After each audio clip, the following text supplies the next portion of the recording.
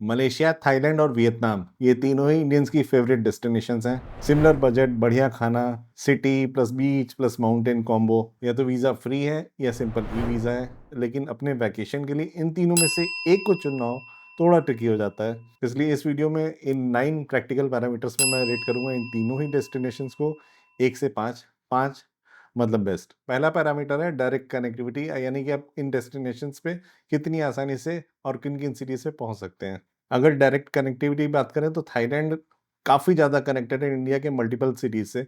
10 से ज़्यादा शहर हैं जो कनेक्टेड हैं बैंकॉक से। लगभग 4 सिटीज़ कनेक्टेड हैं फुकेट एंड क्राबी से। तो थाईलैंड को इस पैरामीटर पे मैं देना चाहूँगा 5 आउट ऑफ 5। उसके बाद आता है मलेशिया। मलेशिया का कुआलालंपुर डायरेक्टली कनेक्टेड है 10 से ज़्यादा शहरों से इंडिया के अंदर, लेकिन सिर्फ कुआलालंपुर ही है जिसकी डायरेक्ट कनेक्टिविटी, इसलिए इसको मैं 1 मार्क कम दे रहा हूँ, इसको दे रहा हूँ 4 आउट ऑफ 5। वियतनाम की कनेक्टिविटी भी काफ़ी इम्प्रूव हुई है पिछले कुछ सालों में, लेकिन अभी भी सिर्फ 2 शहर हैं जो डायरेक्टली कनेक्टेड हैं इंडिया के 6 शहरों से, इसलिए मैं वियतनाम को इस पैरामीटर पे दे रहा हूँ 3 आउट ऑफ 5। नेक्स्ट पैरामीटर है वीज़ा। थाईलैंड और मलेशिया दोनों ही वीज़ा फ्री एंट्री दे रहे हैं इंडियन टूरिस्ट के लिए, सिर्फ एक डिजिटल अराइवल कार्ड भरना पड़ता है। वियतनाम के केस में वीज़ा काफ़ी सिंपल है, इलेक्ट्रॉनिकली यानी कि ई वीज़ा आप अप्लाई कर सकते हैं, 5 दिनों के अंदर अंदर आ जाता है, लेकिन खर्चा करना होता है लगभग $25। इसलिए इस पैरामीटर पे वियतनाम को मैंने दिए हैं कम पॉइंट्स, 3 आउट ऑफ 5, जबकि थाईलैंड और मलेशिया को 5 आउट ऑफ 5। नेक्स्ट पैरामीटर है डाइवर्सिटी ऑफ लैंडस्केप। आपको काफ़ी ज़्यादा वेरिड लैंडस्केप का एक्सपीरियंस मिल जाता है तीनों ही डेस्टिनेशंस पे। जैसे मलेशिया में आप सिटी में आप कुआलालंपुर एंजॉय कर सकते हैं, बीचेस लैंकावी के देख सकते हैं, हाईलैंड्स गेंटिंग और कैमरून के देख सकते हैं। और अगर थाईलैंड की बात करें, थाईलैंड बीचेस के लिए फेमस है, ये कितने सारे आइलैंड्स हैं, कोह सामुई, फुकेट, फी फी, सिटी में बैंकॉक, पटाया। इसके अलावा थाईलैंड के नॉर्थ में जाके आप माउंटेन्स देख सकते हैं, चियांग माई और चियांग राई के। अगर हम वियतनाम के केस की बात करें तो आपको सिटी लाइफ देखना है तो हनोई है, हो ची मिन्ह है, डा नांग है, काफ़ी एडवांस सिटीज़ हैं। बीचेज़ हैं नात रंग के, फूकॉक के, डा नांग के, और माउंटेन्स दालात, सापा। ऑलमोस्ट तीनों ही सिमिलर टाइप के एक्सपीरियंसेस प्रोवाइड करते हैं, लेकिन नथिंग अगेंस्ट मलेशिया, लेकिन मलेशिया के पहाड़ और बीचेज़ उतने वैलिड एक्सपीरियंसेस नहीं देते हैं जितने वियतनाम और थाईलैंड के। इसलिए इस पैरामीटर पे मैंने थाईलैंड और वियतनाम को दिए 5 आउट ऑफ 5, जबकि मलेशिया का 1 पॉइंट मैंने काटा है, 4 आउट ऑफ 5। नेक्स्ट पैरामीटर है अकोमोडेशन की वैरायटी। एक बात मैं यहाँ क्लियर करना चाहूँगा, इसमें मैंने budget to mid range accommodations की बात की है, लग्ज़री पैरामीटर अलग रखा है, उसकी बात आगे करेंगे। सबसे पहले थाईलैंड की बात करें तो थाईलैंड में जो अकोमोडेशन का इकोसिस्टम बहुत स्ट्रॉन्ग है, बहुत पुराना, well developed, well oil machinery है।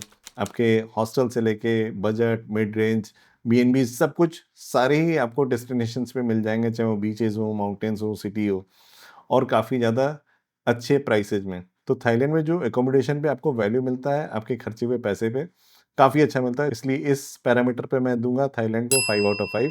वियतनाम कोविड से पहले इतना ज़्यादा फेमस डेस्टिनेशन नहीं था इंडियंस के दिमाग में, जितना अभी हो गया है। इसलिए धीरे-धीरे वहाँ पे जो अकोमोडेशन का इंफ्रास्ट्रक्चर वो भी काफ़ी ज़्यादा इम्प्रूव हो गया, काफ़ी ड्रास्टिकली, बहुत तेज़ी से बहुत ज़्यादा ऑप्शंस बढ़ गए हैं।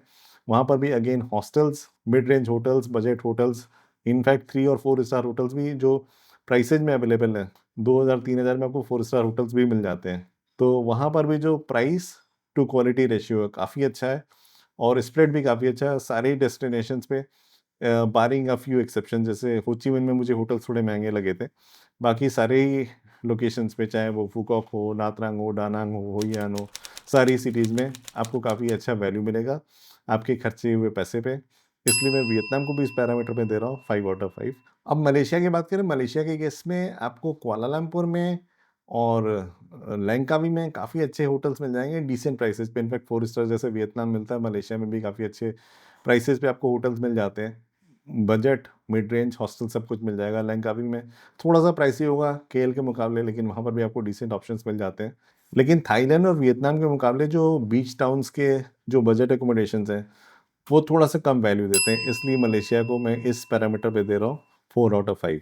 सो इस पैरामीटर पे थाईलैंड और वियतनाम के बीच में टाई है, अलग-अलग रीजन से। थाईलैंड में जो इकोसिस्टम है काफ़ी ज़्यादा डेवलप है, वियतनाम में जो वैल्यू मिल रहा है काफ़ी ज़्यादा अच्छा है। मलेशिया अपने आप में काफ़ी स्ट्रॉन्ग है, लेकिन वियतनाम और थाईलैंड के मुकाबले एक नॉच नीचे है अपने बजट बीच डाइवर्सिटी की वजह से। नेक्स्ट पैरामीटर है लग्ज़री अकोमोडेशन। हाल के दिनों में हम इंडियन जब बाहर जाते हैं तो अफोर्डेबल लग्ज़री खोजते हैं, और अफोर्डेबल लग्ज़री आपको साउथ ईस्ट एशियन कंट्रीज़ से बेहतर कहीं भी नहीं मिलेगी।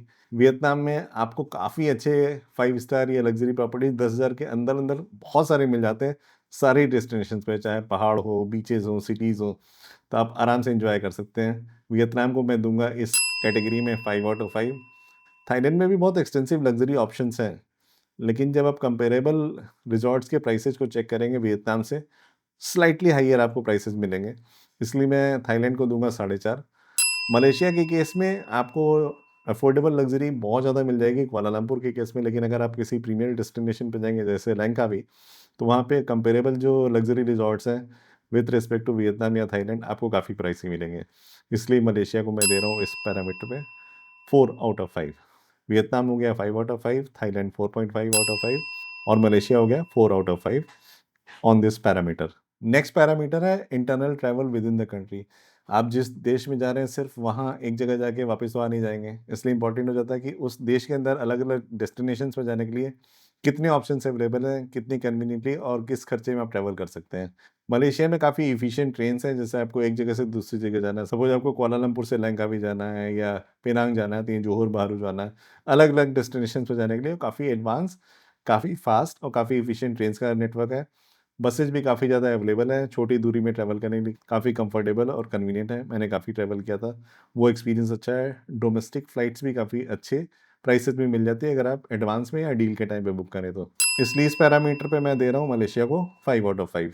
थाईलैंड में भी जैसे मलेशिया है वैसे ही आपको डोमेस्टिक फ़्लाइट्स का नेटवर्क काफ़ी स्ट्रॉन्ग है। बजट में फ़्लाइट्स मिल जाती हैं, ट्रेन्स का नेटवर्क वेल एस्टैब्लिश्ड है, काफ़ी सारी लग्ज़री बसेज का भी ऑप्शन मिल जाता है लॉन्ग रूट्स पे चलने के लिए।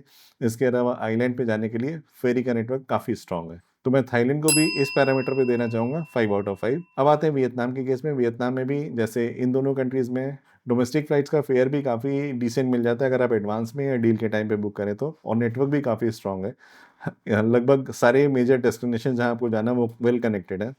ट्रेन्स का भी ऑप्शन है, काफ़ी सीनिक रूट्स मिल जाते हैं, प्लस ये है, लेकिन टाइम काफ़ी ज़्यादा लगता है एक जगह से दूसरी जगह जाने में। वियतनाम में लग्ज़री बसेज़ के ऑप्शंस भी काफ़ी सारे आपको मिल जाते हैं।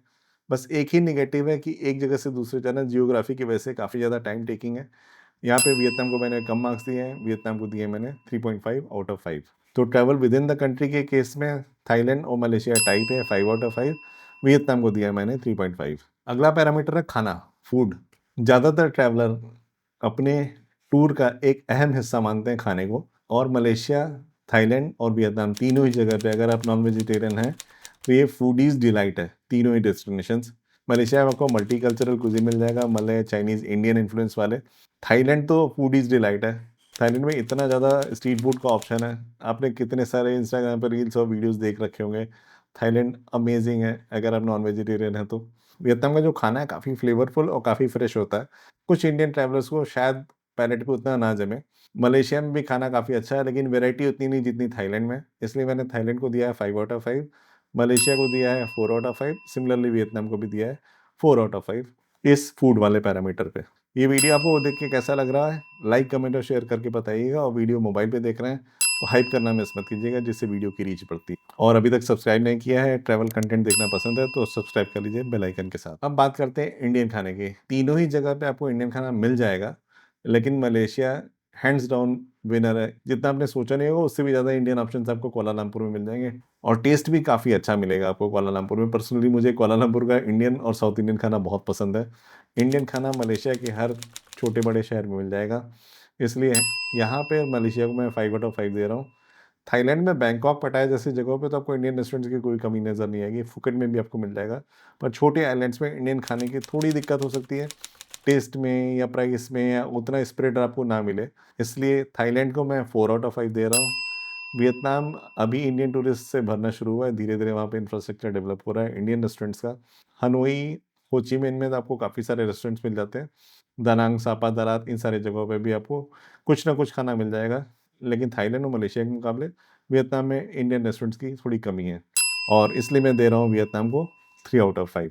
तो मलेशिया 5/5, थाईलैंड 4/5 और वियतनाम 3/5। अब बात करते हैं ओवरऑल वैल्यू फॉर मनी की। वियतनाम देता है best cost to experience ratio. Thailand भी काफ़ी अच्छा वैल्यू देता है, लेकिन जो आइलैंड पे प्राइसिंग है उसकी वजह से थोड़ा-सा वियतनाम से नीचे है, और मलेशिया है मॉडरेटली प्राइस्ड और अच्छा खासा बैलेंस देता है। इस पैरामीटर में वियतनाम को मैंने दिया है 5/5, मलेशिया और थाईलैंड को 4/5। इन सारे पैरामीटर्स के पॉइंट्स को अगर जोड़ा जाए तो वियतनाम को मिलते हैं 35.5, मलेशिया को मिलते हैं 40 पॉइंट्स और थाईलैंड को मिलते हैं 42.5। लेकिन मैथमेटिकल नंबर से ये सारा का सारा कॉन्टेक्स्ट नहीं पता चलता है। अगर आपको सेफेस्ट ऑलराउंडर चाहिए, आसानी से पहुँच सकें, वीज़ा ना लगता हो, खाने-पीने के ऑप्शंस काफ़ी सारे हों, बीचेज़ हो, माउंटेन्स हो, सिटीज़ हो, तो सेफेस्ट बेट है थाईलैंड। अगर आपको सिंपलेस्ट एक्सपीरियंस चाहिए, आसानी से पहुँच सके, इंडियन खाना अवेलेबल हो, सिटी प्लस बीच वाइब मिल जाए, ज़्यादा प्लानिंग ना करना पड़े, वीज़ा का हैसल ना हो, तो मलेशिया है आपके लिए चॉइस। अगर आपका फोकस है dramatic landscapes, high value stage and best luxury for money experience, तो वियतनाम है आपके लिए बेस्ट बेट। मेरी रेटिंग के हिसाब से वैसे तो विनर थाईलैंड है, पर डिपेंड करता है आप किस तरह के ट्रैवलर हो और आप क्या पसंद करते हो। आपकी रेटिंग मेरी रेटिंग से अलग हो सकती है। आप किस डेस्टिनेशन को कितना रेट करना चाहोगे, कमेंट में बताना ज़रूर। मैं अगले हफ्ते मिलूंगा आपसे कुछ नया ट्रैवल कंटेंट लेके। जब तक मिलूं तब तक अपना ख्याल रखिए, खुश रहिए, मुस्कुराते रहिए, स्वस्थ रहिए। Bye bye and take care.